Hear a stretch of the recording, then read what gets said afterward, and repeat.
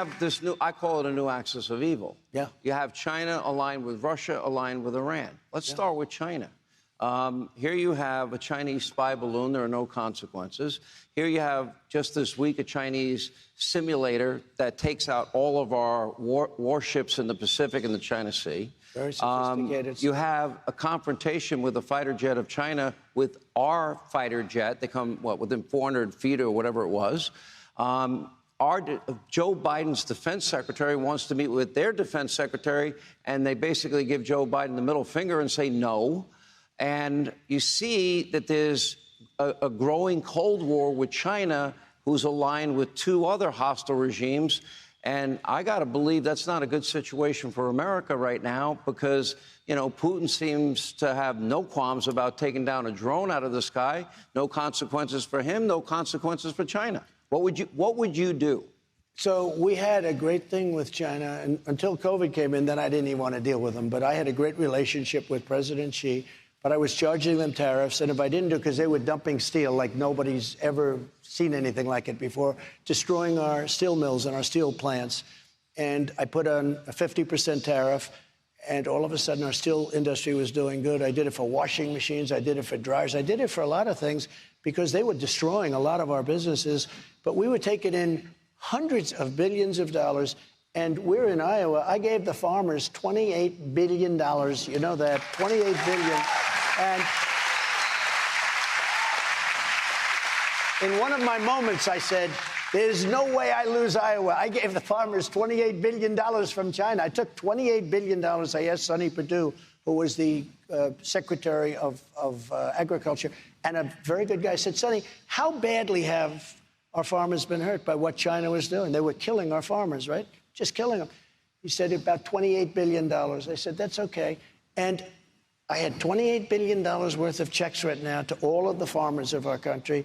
And I said, there's no way I'm going to lose this state. And there's no way I'm losing Nebraska and some other ones. But I've had more people thanking me for that. But think of it. I took $28 billion from China and gave it to our farmers. Nobody else would do that. Nobody else.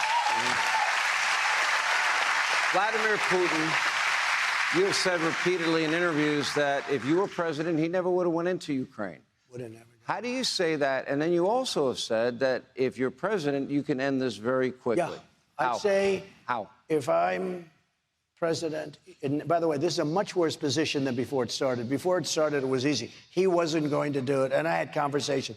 And it was always the apple of his eye. I mean, I could see that. But I said, you're not going to do it. And if you do it, we're going to have problems like you've never had before. He understood. I said things. He said, you don't mean that. I said, I mean it 100%. And he didn't totally believe me, but he believed me 10%, and that's all he had to do. He knew that there was going to be a problem. Can I just say, and President Xi, you're implying something here. You basically said, I'd obliterate you. Is that what you said to him? I said things that were very bad, very nasty. And kind of like what...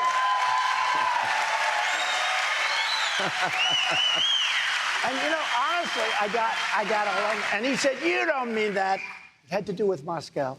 He said, you don't mean that. I said, I do. I'll never talk about it again, but I do. He said, you don't mean it. You don't mean it. And we then went on to other subjects. But I don't think he believed me, but he believed me 10%. That's all he had to believe me. 5% would be good enough. But I had the same conversation with President Xi about Taiwan, President Xi of China.